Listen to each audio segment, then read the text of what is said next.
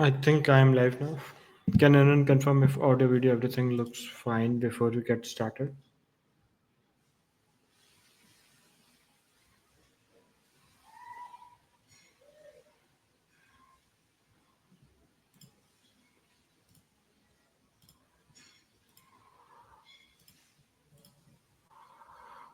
Like if it looks fine, then I think we will get started soon. Hello, hello.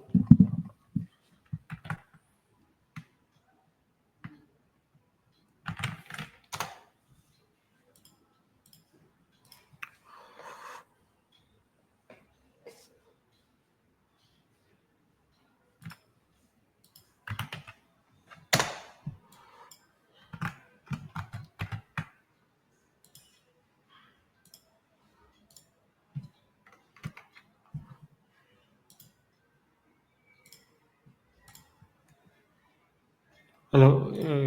Hi. Can anyone confirm if audio, video, everything looks fine? Then I think we will get started with the problem. Like I ended up solving all the problems for today's contest, so I will discuss all of them. And like as many of you are aware of, like currently I am experimenting with Twitch. So like this video is right now live on Twitch, and I will post the recording like VOD later on my YouTube channel as well. So yeah, like that's where we are.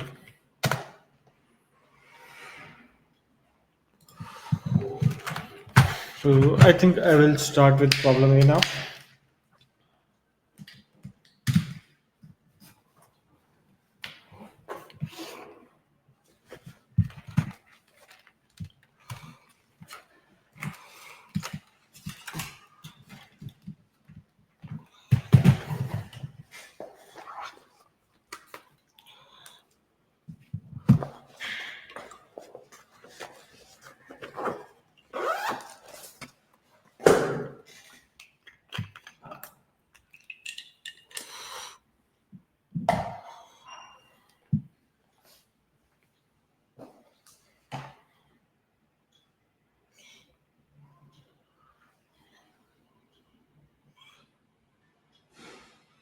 Like definitely all the problems today were a bit standard.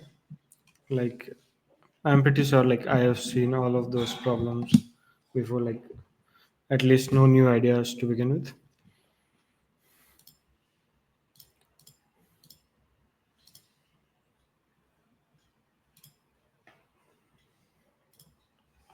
So I think that's where we are. Like the first problem says we are given a sequence of three. Basically, we are given three integers. We have to check if we multiply two integers, can we get the third digit? Like there are many ways to solve this problem. Either you can write an if-else condition with three statement. Like you can notice that you'd only have three different choices here. That's one way to do it.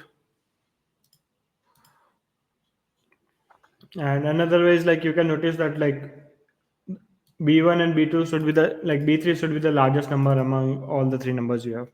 So you can also look at the maximum number and see if the other two numbers satisfy the given constraint or not. And like that's what I ended up.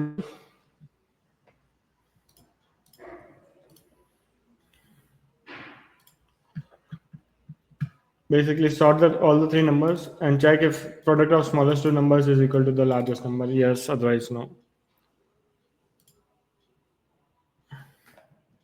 And like that was the idea for the first problem. Second problem says who is missing. It says that we are given a sequence of m integers. All the numbers are between 1 to n and all the numbers are different here. And we have to list all the numbers that does not appear in the ascending order. So like there are many ways using which you can do this.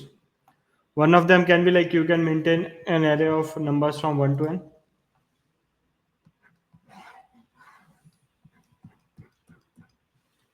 And like let's say like you can mark each number with the true and false. Like earlier you say like all the numbers are missing. All the numbers are missing.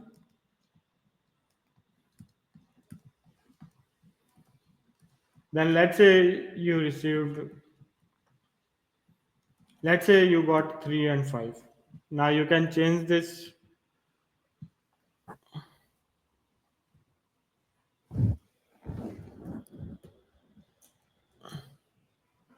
Now you can change this 3 to true and 5 to true. And now you can iterate on this array from 1 to 6. Whichever number is missing, you can print those numbers and keep going. And notice that all the numbers were distinct to begin with. So total number of missing numbers would be n minus m, because m is the numbers you have found here. And essentially that's the idea I had for this problem.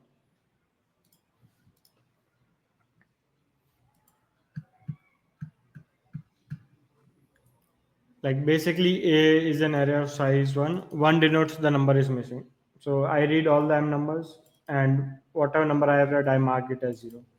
And since there are total n numbers and m of them are present, n minus m would be the missing numbers here. And now I iterate on all the numbers from 1 to n, and I just print those numbers here. You can also use a set here, like you insert all the numbers from 1 to n in set, and whatever number you discover here, you can erase those numbers from the set. And there are many ways to do it. Any questions, anyone, on any of the problem before we move to the next problem? Like any questions, anyone, on the first two problem?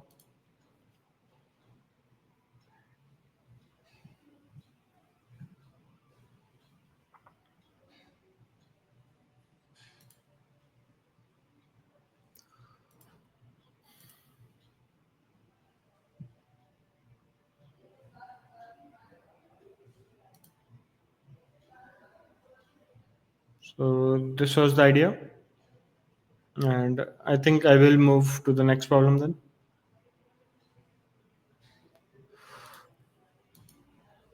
Okay, problem C is there are n people number from 1 to n. Person I is wearing number qi and is staring at person pi.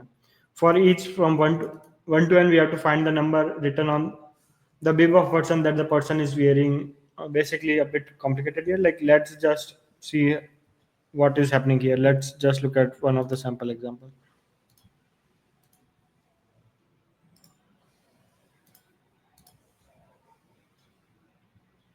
Like let me just print the third example. Yeah, like I think it was a bit hard to understand, but not that difficult to solve to begin with. So first, in the first example, we have 5 people. We have 4 people. One, two, three, four.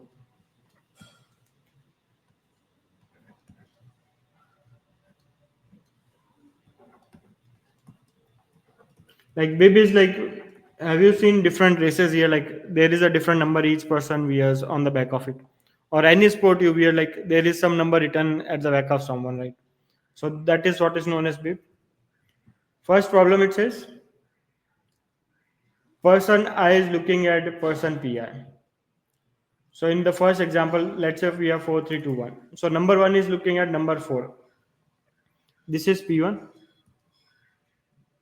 Let's say 1, 2, 3, 4. This guy is looking at person number 4. He is looking him. 2, 3, 1. This guy is looking at this person. This guy is looking at this person. And this guy is looking at this person. So like everyone is looking at someone. And then we also know like the numbers written on each person. So behind the first person, we have written a number is written 2 here.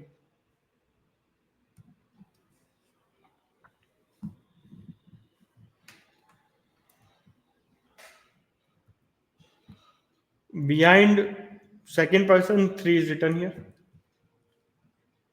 Behind third person, 1 is written here. And behind 4, like 4 is written here. Now the question asks, like for example, what is the number written? Like first find the first person, see who he is looking at, and what is written behind it. So if you see like a person who has 1 at the back is looking at the guy who has written 3 written at the back, and that's how the answer is 3 here. The person who has 2 written at the back is looking at person number 4, and person number 4 has 4 written at the back, and that's how the answer is 4 here. The person behind whom 3 is written is looking at person this guy, and this guy has 1 written at the back. So we are printing 1 here. The person who has written 4 written at the back is looking at this guy, and this guy has 2 written at the back. So the answer is 2 here. So basically the idea is first find who is looking at whom and what are the number written behind both of the people. And essentially that was the problem. So like now like ith person, qi is written at the back.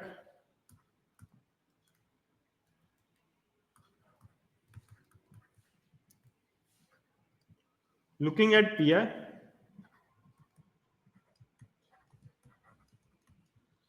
and q of pi, like basically pi'th index of q is written behind I is looking at. So what we know is the person who has qi written at their back is looking at the guy who has q of pi written behind them. And essentially this was the game here.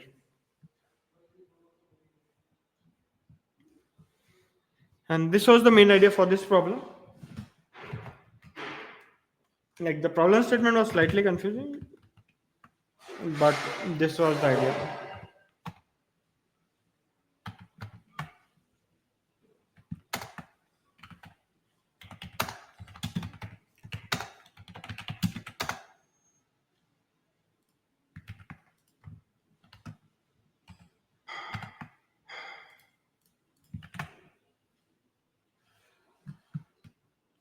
So like I can read P and Q as input.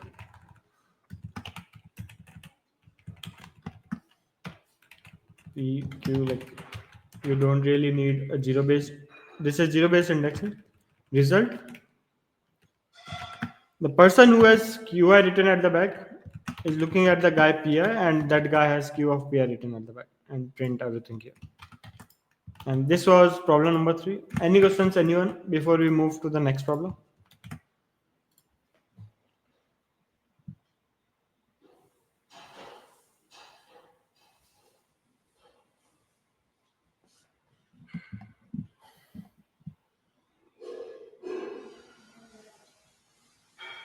Can you please repeat the sequence once again? Like the main idea is like the setup is this way. Like let's say we have a race going on, or a football match is going on. Then every person has something written at the back of them. This is how the players are. Now everyone is looking at someone, and that someone will also have something written at the back of them, right? So like the problem is asking us first find the person who has 2 written at the back, then find the person who he is looking at and what is the number written behind them, and that is what we have to print as the second integer. So in this case, this guy is looking at this guy, this guy is looking at this guy, this guy is looking at this guy, and this guy is looking at this guy. Now this guy has written 2 at the back, this guy has written 3 at the back, this guy has 1 written at the back, this guy has 4 written at the back. Now for the first integer, we try to find who is the guy who has 1 written at the back. Now who is looking at him? Like basically who is he looking at? This guy. And what is written at the back of this 3? So for the first, we have to print 3. Like whoever has 1 written at the back is looking at the guy who has written 3 at the back. And now if we try to look at it in a general way, the ith person has qi number written at the back. He is looking at pi, and pi'th index in q would be the number written behind the back of q. So the idea is the person which has qi written at the back is looking at the guy who has q of pi written at the back. And this is how the problem statement simplifies. Like you can alternatively you can also maintain a list like what is written behind the back of like who is the guy at number 3, then you try to find the third guy, and then you see who he is looking at, and then you can keep going. And essentially this is the idea for this problem. Any questions, anyone, before we move to the next problem?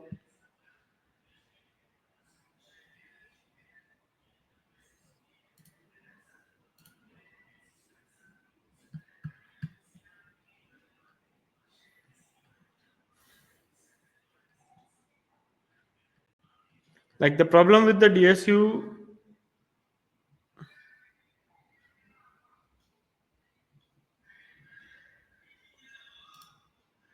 like the problem with the DSU is like I'm not sure if it's written. It's all the number. Okay, all PI and QI are unique. So yeah. So this was problem C. I will move to problem D now. Doubles. It says there are n dices. The ith die has ki faces with numbers, and these numbers are written on them. When we roll this die, each face can appear with equal probability, which is 1 of ki. We have to choose two dice from n dice and roll them. Determine the maximum probability that two dice show the same return when the dices are chosen optimally. So this is the problem statement. And the idea is like notice the concern that like probably let's first look at the test result. First die is 1, 2, 3 written at the back, so each number has 1 by 3 probability. Second die has 1, 2, 2, 1 written at the back.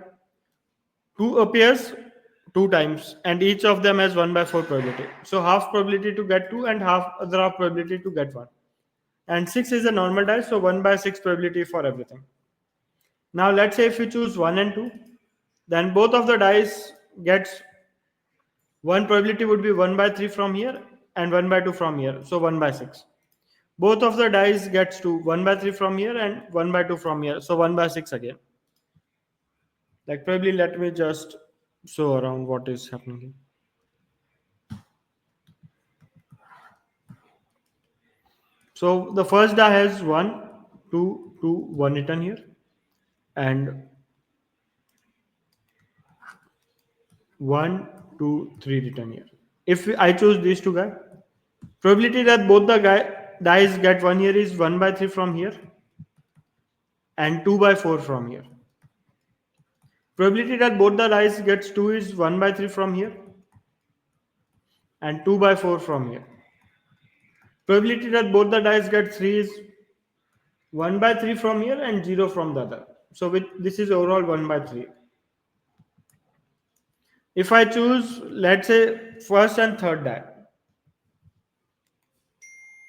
1, 2, 3 from the first side, 1, 2, 3, 4, 5, 6 from the other side.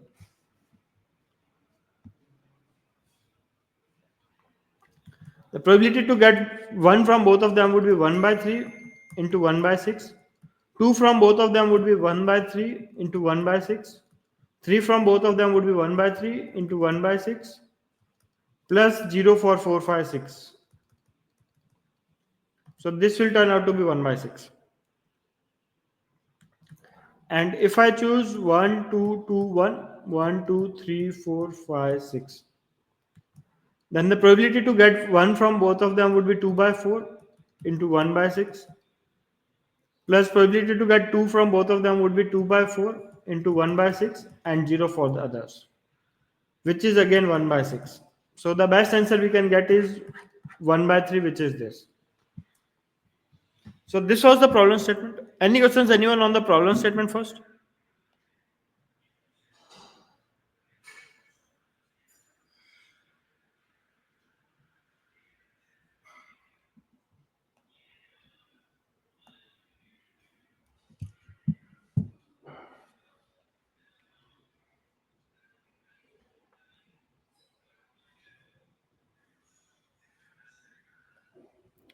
And then now the next idea is like for each dice, for each number we can maintain how many time it appears. So for example, for the first die it would be 1 would probability would be 2 by 4.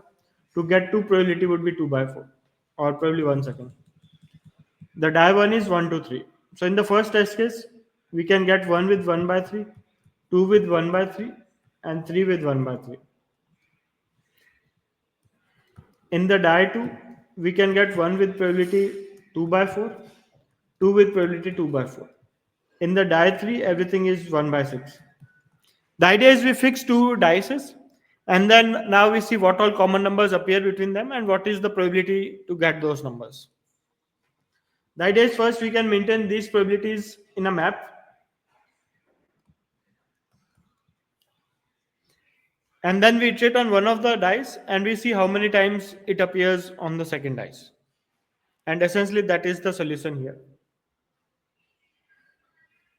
Like that can be one. Like you can potentially also use two pointer, etc. Here. Like the idea is the overall time complexity would be like, let me first show you around.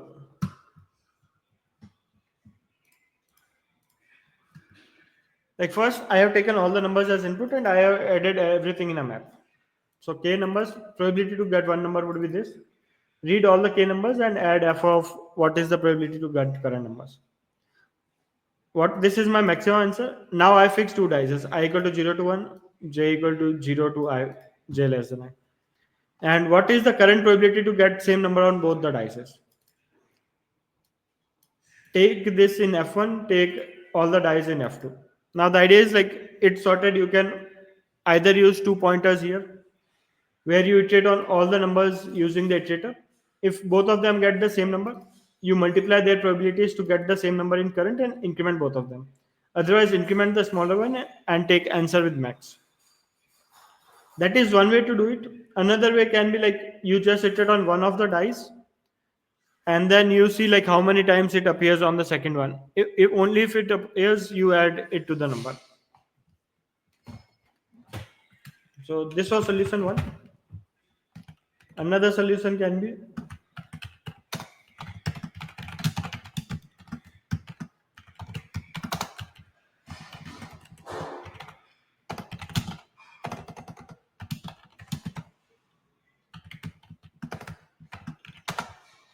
if f1 dot count c.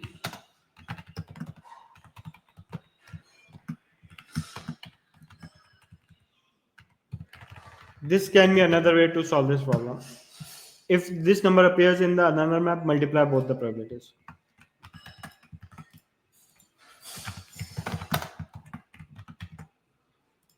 Like you can potentially use coordinate compression, but you strictly don't need it. Okay, this should be f dot.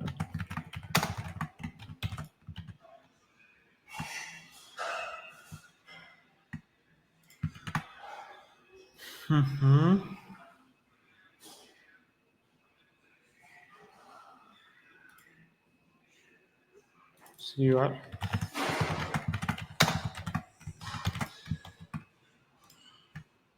like this can be slightly close to TLE. Like you see, like the time complexity here is like number of elements multiplied by n. So which is 1e5 into 1e3, which is 1e7 into the log factor here.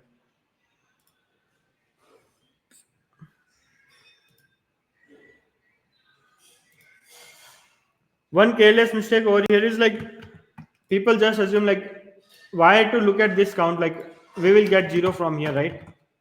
If the probability is 0. If you do it this way, like you will end up getting a TLE here.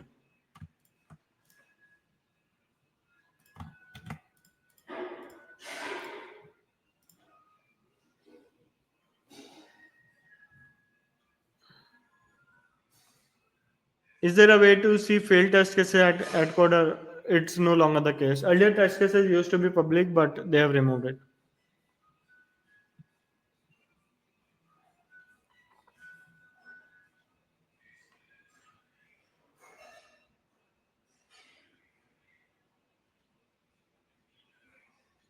Expected rating on code forces, like you can probably look at Kenko here, like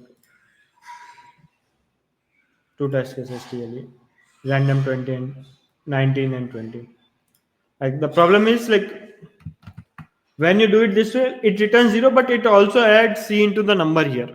So your time complexity potentially becomes k square.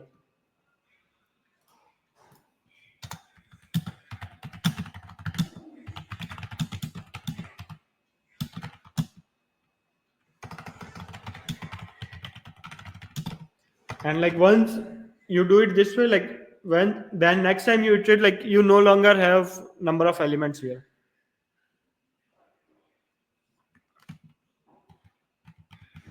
So like this check is essential here.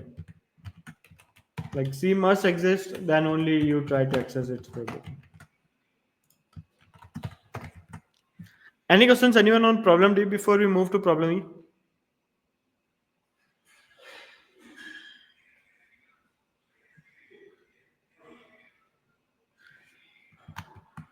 Like expected code forces rating, though I am not sure if I have it handy, and like,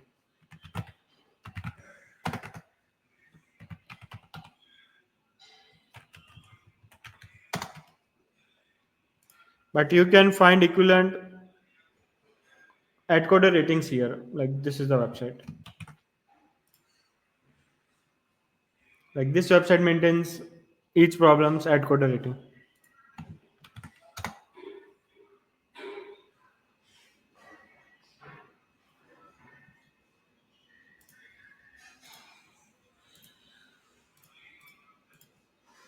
So this was problem D. I think I will move to problem E now. There are n servers numbered from 1 to n, m cables numbered from 1 to m. Cable I connects servers AI, BI bidirectionally. By performing the following operation some number of times, possibly 0, make all servers connected via cable. Operation choose one cable and reconnect one of its end to a different server. Find the minimum number of operations required and output an operation sequence that achieves this minimum. Like for example, if we look at these two test cases, this is how it looks like. Now we can take this cable and connect this end for all three. We can take this cable and connect other end to three. So within one cable now we can reach everything here. So like this is the problem statement. Like the idea is like this is an exercise, like this is an educational problem on DSU, disjoint set union. And like DSU also exists in Atcoder library, by the way.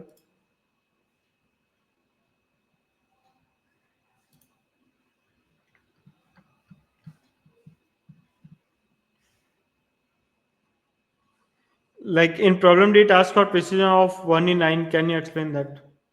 Like generally, like when you print the double values, right? Then you can have some rounding off there. For example,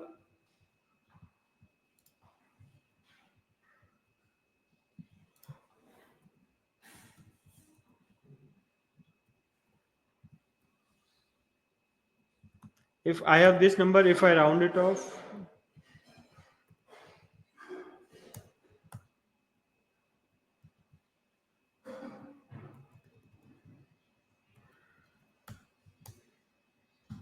not sure why it's not flagging in Python, but for example, like basically some rounding off happens over there. And that's why it says you have to give me an approximate value. If your answer is within the difference of 10 to the power minus 8 of the actual answer, then it will be accepted as correct answer there.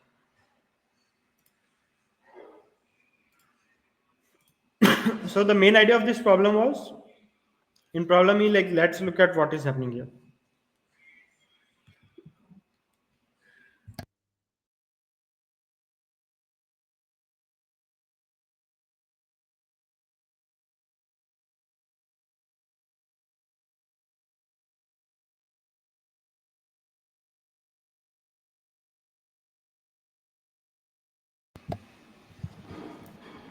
So like let's create some graph here. Like each connection can be treated as a graph here.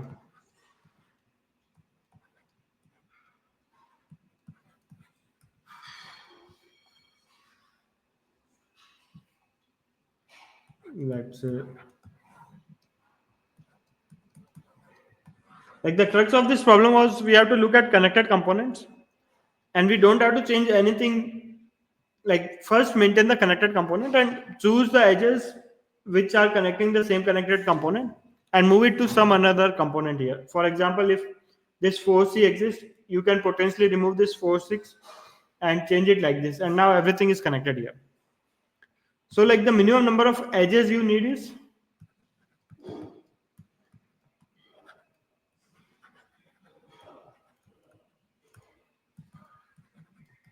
number of components minus 1. Like the main idea is whenever you pick an edge and change it to something, you should always connect it to the another component there, and you can maintain these components dynamically, and essentially that is the idea here. And the idea is like you can maintain, like you can just, if you are maintaining it using disjoint set unit, you can only maintain the leader of each set there, and that should be enough over here.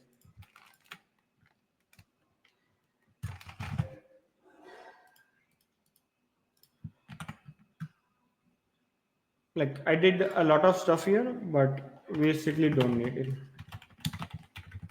We maintain the extra edges. We also maintain all the leaders in the disjoint set unit. Now when I have to merge U and V,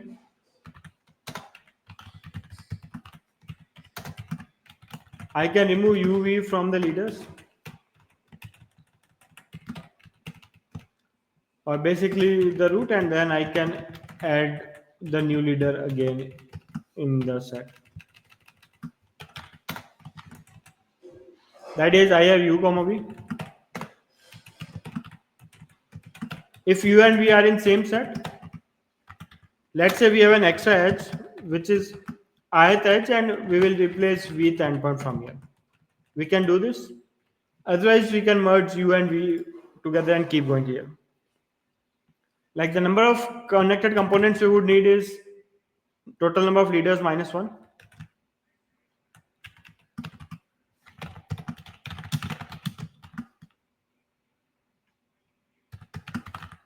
Like now look at all the extra edges. Look at its IDX and one hand here.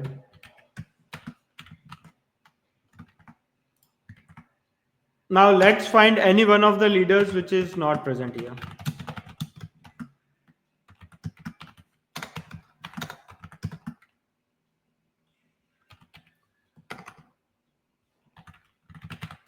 If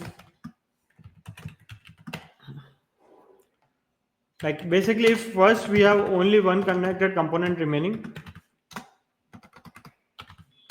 we can just break here. Let's otherwise pick one node here. Let's say any node here. If this is in,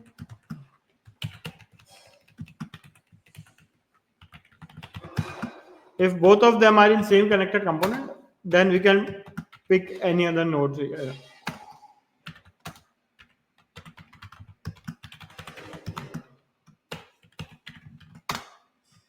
Now again, like we can essentially see out, we can say like for IDX index, replace the side which has V with O.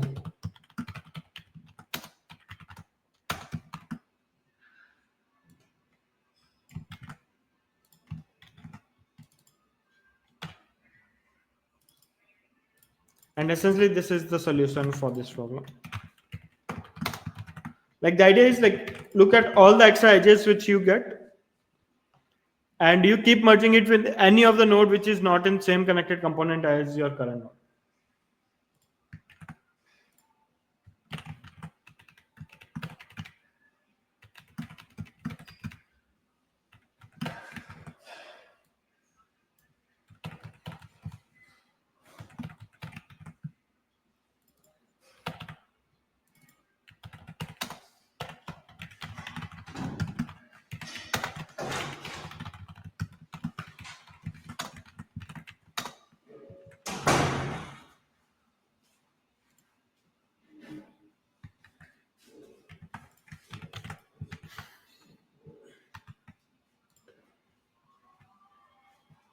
So this was problem E.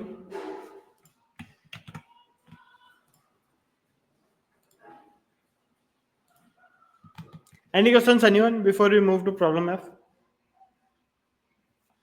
I'm hopeful this should get an issue. Yeah.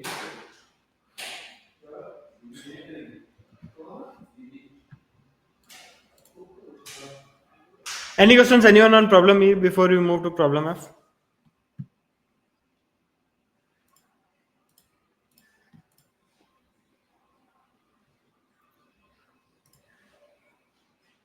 Like why your particular solution fails, like I think you can probably join Discord and someone else would be able to figure you out in the chat. Like I think I will probably focus on this. Was problem G FFT? Yes, the answer is yes. Any questions, anyone on problem E before you move to problem F?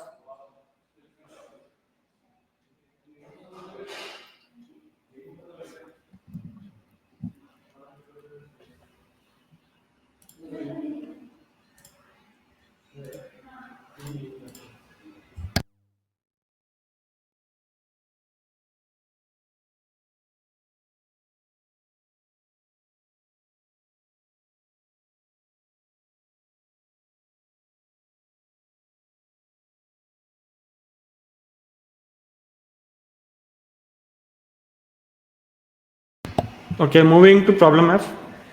The idea of problem F is a bit simple. Like it says we have an empty array, and for each I from 1 to n, we insert I at so that the I becomes pith element from the beginning.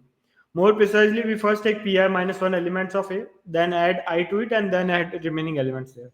And we have to output the final array after all the operations are completed here.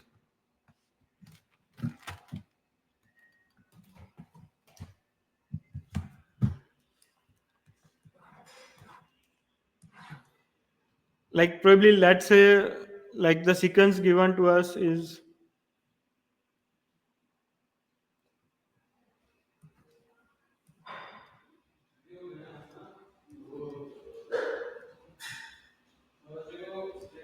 let's say we have this sequence given to us. Initially the array is empty. Then we add element 1 at the first index. So now this is the array here. Now we add 2 at the first place. So this is how the array becomes. Now we add 3 at index 3. Now we add 4 at index 2. So this is how the array becomes 2, 4, 1, 3. Now we again add 5 at index 2. So everything gets shifted by 1. Now we add 6 at index 5. It becomes 6. So our answer is 2, 5, 4, 1, 6, 3. So like this is the problem statement. And now we have to find out. Any ideas, anyone? Like how did you guys approach this problem?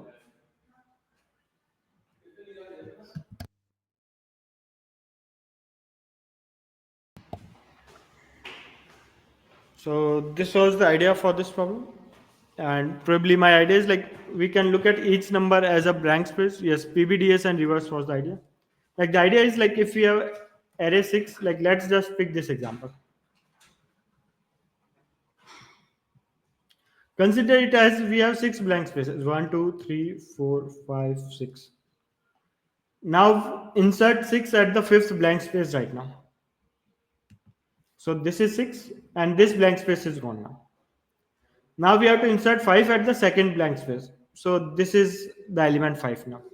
Now we have to insert 4 at the second blank space. So this is the position 4. Now we have to insert 3 at the third blank space. So 3 here. Now we have to insert 2 at the first blank space. 2. Now we have to insert 1 at the first remaining blank space. And you can notice that this is same as the original problem only. So what we can do is like we can maintain a list of blank spaces, and for each element if we are processing from the revert, we have to find the sixth blank space, seventh blank space, something like that. There are many ways to do it. You can probably do it with binary search on segment tree or something like that, but you can also use the PBDS directly, policy based data structure.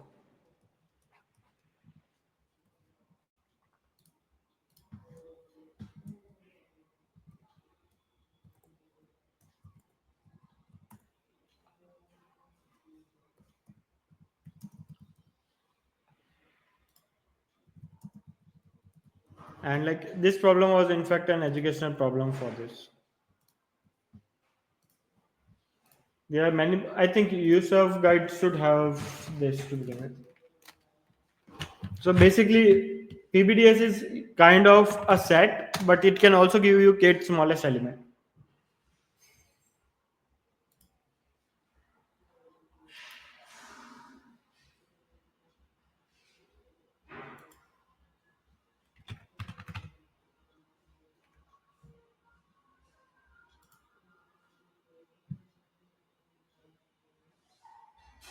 Where is PVDS?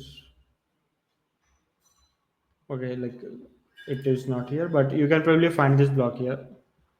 The idea is like you have to insert some boilerplate code here. You can get an ordered set. You can insert elements here, and you can find what is fifth smallest element, sixth smallest element, etc. And essentially, that's the idea.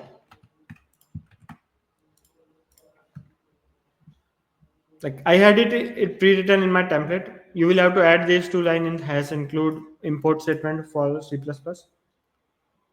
And then this is some obscure way to define a policy based data structure, like some GNU. Like to be honest, I don't even understand what all this is, but I have templated it.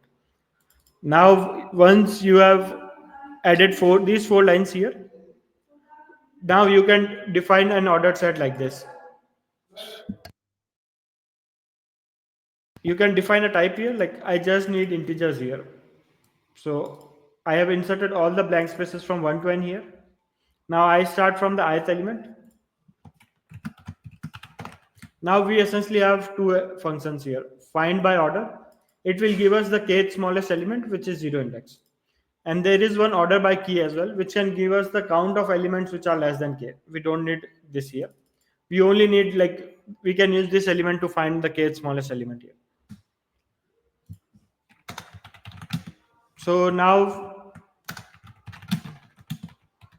we insert it at the page position.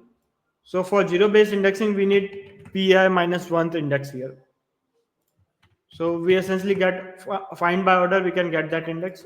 We can say that at index place of the result, we will have element j, and then we remove that element from here, and then we just print all the array which we have got here. The idea to do it from reverse was like now you don't have to worry about changing the index. Once you have fixed an element somewhere, that would be the final index there. So essentially, this was problem F.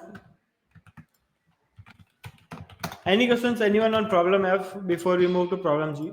And problem G would be the last problem for today.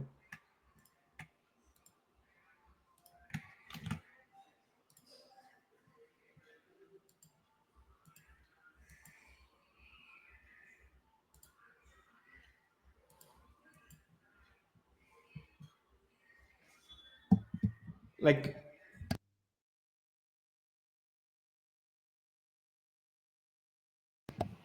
yes, like this would be on YouTube. Like, the idea for segmentary is like you can maintain, like, you can binary search on which index would be the first place where you will get k empty spaces before them. And like the idea would be same, like instead of deleting, you count how many different elements are still present from 1 to k, or probably 1 to mid.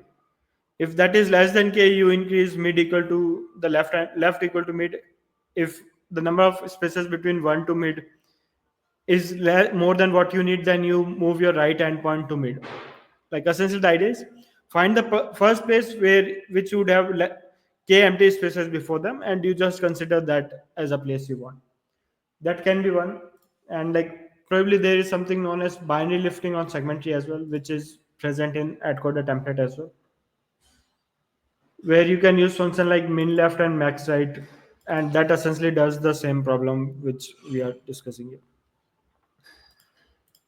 So this was problem F. I think I will move to problem G now.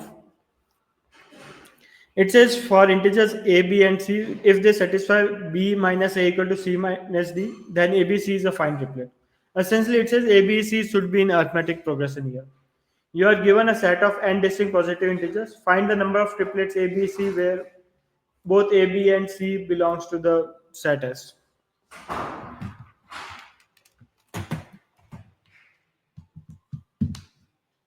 And it also says like a should be less than b should be less than c. Like essentially, we can also solve this problem if this distinct is not given to us. But like this distinct makes problem a bit simpler here. First, let's look at the condition we have. B minus A is equal to C minus B. Let's rearrange this here. We will get 2B equal to A plus C.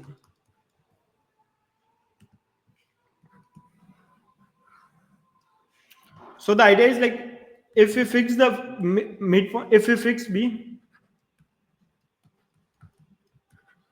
we have to count number of pairs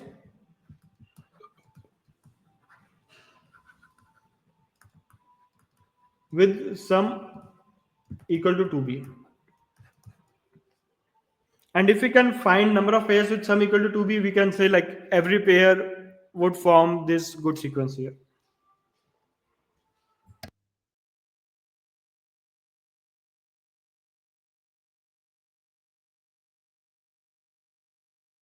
So like this was the problem statement here.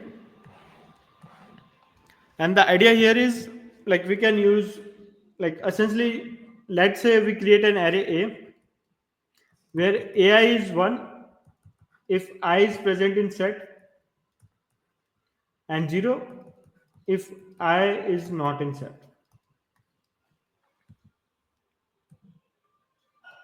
And the idea is like, if we take like basically convolute FFT of A and A, we will get an array B, and like BK would be number of pairs, number of unordered pairs, number of ordered pairs.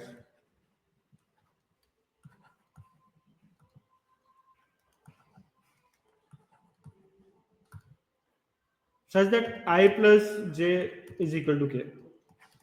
And because we need unordered pair, first we can reduce this bk. We should do -1 here. And like now the idea is like I iterate on all the numbers in the given array.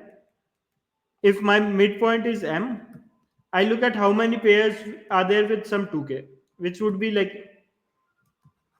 the which would be 2mth index here. I should subtract -1 here because I should not count m, m sequence here. And then I should also divide this by 2 because like this is essentially counting the same sequence here, like 5 3 1 and 1 3 5. Both of them will contribute 1 here. And essentially like this ends up being the solution here. Like it was again an educational problem on FFT, like how you can use FFT to count number of pairs with a given sum.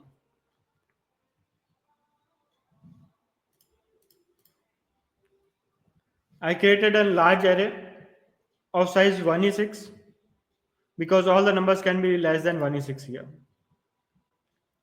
Read all the numbers and assign like that index by 1 there. Now you use FFT, like this also exists in Atcoder library. You can directly use convolution function here.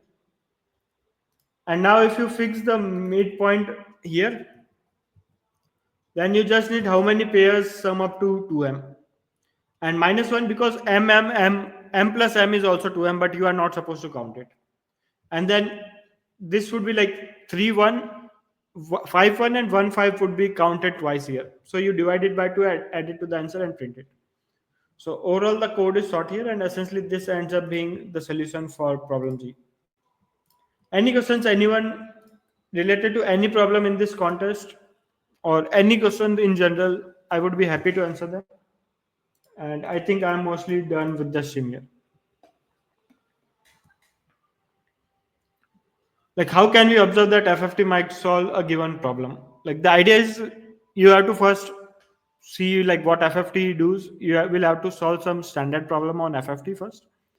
And once you do that, you will realize like essentially this is also a problem in on code forces as well.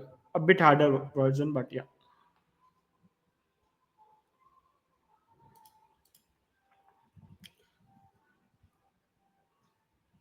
You can probably look at USA CO guide on FFT.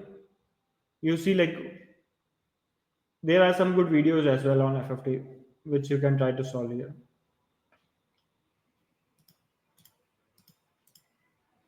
Once you go through it, like you will realize like this counting problem will also appear in one of them. Like see some counting problems are also there in FFT. Like these are Adamant's notes by the way.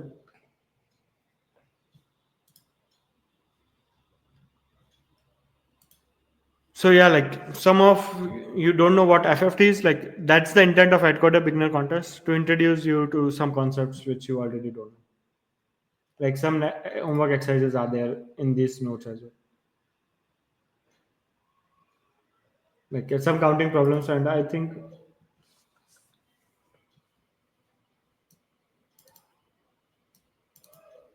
so. Like this is essentially this knapsack problem only. There are I type of object, ith object, cost, si, something like that.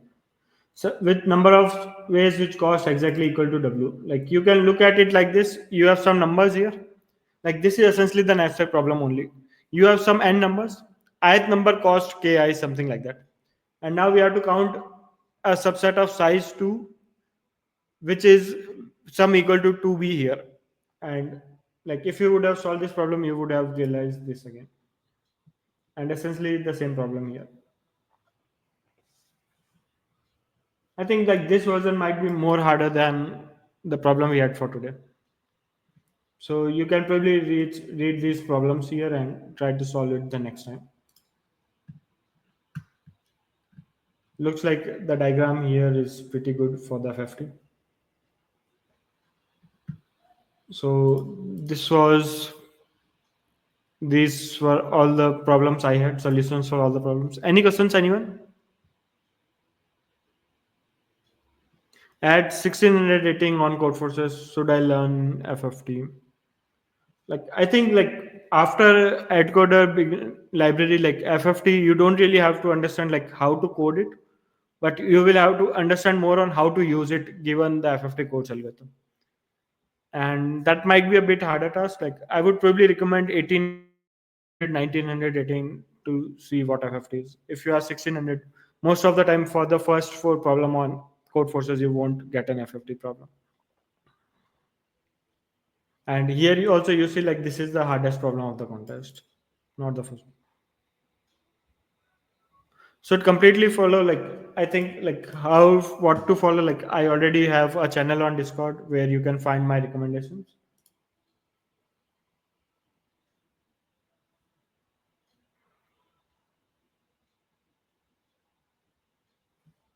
Oh wait, looks like I am not logged in here, but essentially you can join the Discord server where you can find what I generally recommend. My recommendation is generally USACO guide, and you can also look at competitive programming handbook.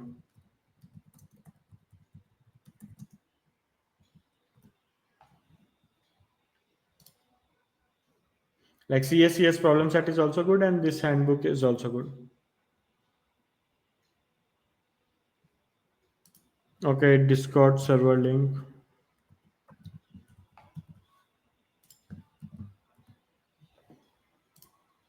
You can also read this books. Like this also has some good problems here. FFT, like is FFT present in it? Like let's just check.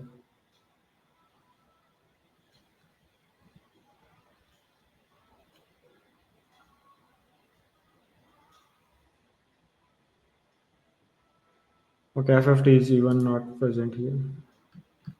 I think it's fine. So these are my general recommendations. Any questions, anyone? All right. Thanks everyone for joining today. Everyone who is here so far. This video would also be uploaded on my YouTube channel. So you can, and I think I'm planning to also discuss Code Forces Div 4 tomorrow. So you can again join in there as well.